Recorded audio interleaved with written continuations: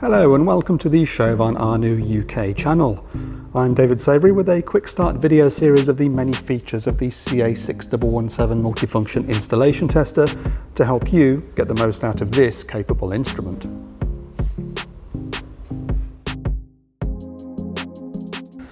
In this video I shall show the basics of power measurement using the 6117. This instrument can measure power on single phase or balanced three-phase installations. Starting with single phase, where I have it plugged into a socket outlet supplied by L2 with the C177A clamp installed around the L2 tail. When using the clamp, the arrow on the side must be pointing in the direction of the load.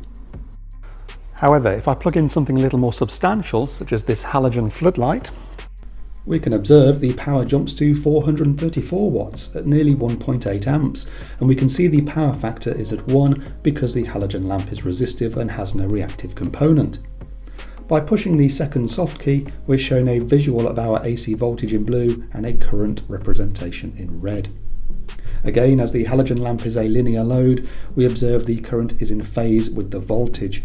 Both waveforms are automatically sized for the screen and one period is shown. Let's try a reactive load, such as this 30-watt fan. The motor in this appliance should give us an inductive waveform. Upon starting the test, we get the sort of wattage reading we expect. However, the power factor is now at 0.76, as some power is being lost to the motor's magnetic field.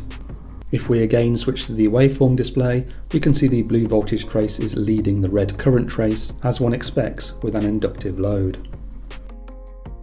For the three-phase function, phases must be balanced in voltage and current, with the red port to L1, the blue port to L2 and the clamp used around L3. The 6117 will measure the phase-to-phase voltage, multiply it by the current of the third phase and multiply the result by the square root of 3 to obtain a reading.